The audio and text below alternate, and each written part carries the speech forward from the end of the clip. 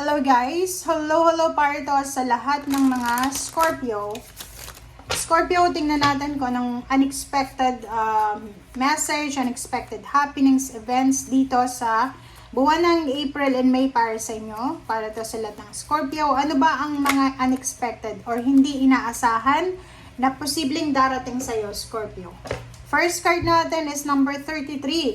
33 is right direction, right timing.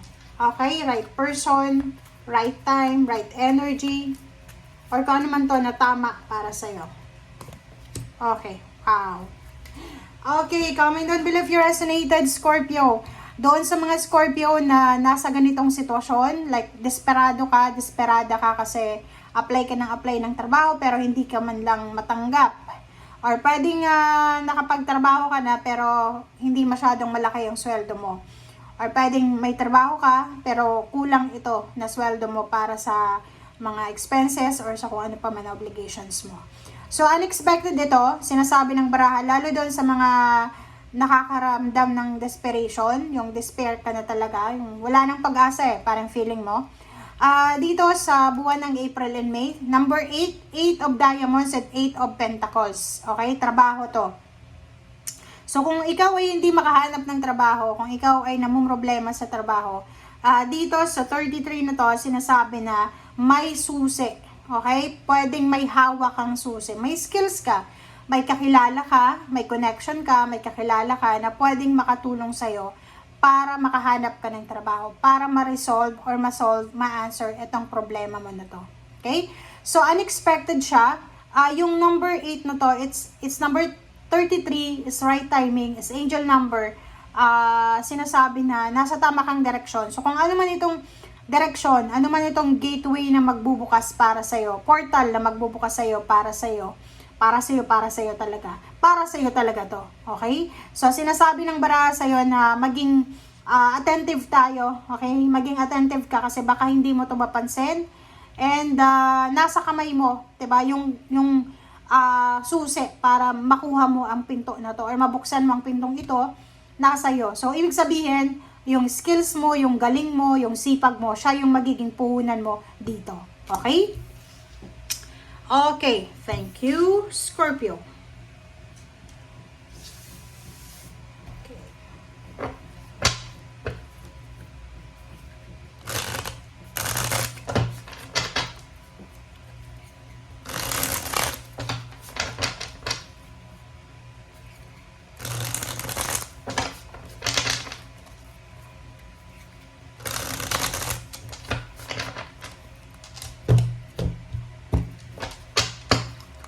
Okay.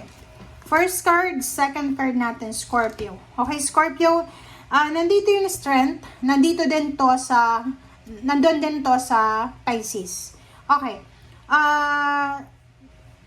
Sa usaping relationship to, nakafocus etong first two cards natin sa third deck sa relationship. Sinasabi ng baraha sa'yo dito na in terms of relationship, kung mayroon kang mga problema ngayon sa partner mo, sa live-in partner, sa asawa, boyfriend, girlfriend, be strong, be brave, be strong, kasi in the long run, 'di ba? Parang sinasabi ng baraha sa ngayon, siguro may mga pinagdadaanan kayo, pero sa mga susunod na araw, buwan na taon, magiging sobrang solid yung foundation yung dalawa. Yung pag-aaway nyo na yan, yung hindi nyo pagkakaintindihan, yung selos, yung pride na nararamdaman nyo sa bawat isa, yan yung magiging parang foundation nyo para tumatag yung relationship. So, dito sinasabi na may healing 'di ba? May mga posibleng kinamumuhian mo ngayon yung karelasyon mo or yung pamilya mo, but sa susunod na taon, susunod na buwan, isang magic ang posibleng darating sa'yo na yung kinamumuhian mo ay sobrang mapapalapit sa'yo or parang mamimiss mo sila. So, kailangan mong i-grab yung opportunity ngayon na mahalin kung sino yan na nasa malapit sa'yo. Okay? The Hierophant and King of Swords. So, nakikita ko sa'yo dito na yun, medyo nag-aalala ka para sa partnership mo. Pwedeng nag-aalala ka kung anong mangyayari sa relationship mo, intimate, or sa pamilya. But dito sinasabi ng King of Swords na ituloy mo lang kung ano yung ginagawa mo sa ngayon. Hindi ka dapat nag-aalala. Okay?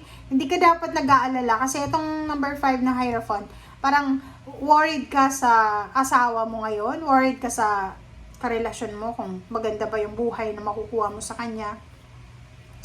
Ang King of Swords na to, sinasabi na continue lang kung ano yung nasimulan mo. Okay? Dito naman sa Ten of Swords and Seven of Pentacles, sinasabi ng baraha sa'yo dito na meron kang mga grudges or resentment or anger or galit sa mga naging ex mo. Parang ganon. Pwedeng meron kang karelasyon dati na naghiwalay kayo na dahil lang sa pera. Pwedeng naghiwalay kayo dahil nagsumbatan kayo ng pera, or pwedeng yung karelasyon mo na yun ay sinaktan ka or nasaktan mo siya kung lalaki ka.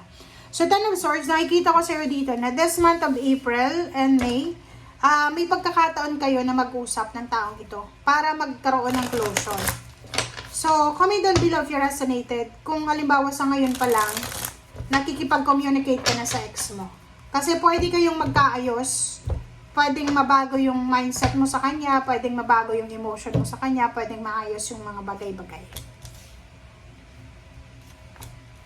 Okay, The Magician and Queen of Wands, wow. So, hawak din ng Queen of Wands na to yung magic eh. So, sinasabi din sa'yo, Scorpio, ng barahang yan, na isang unexpected, okay? Isang unexpected, hindi inaasahan na pangyayari ang posibleng darating sa'yo. Isang hindi inaasahan na pangyayari, sitwasyon, na pwedeng magdala sa'yo ng freedom.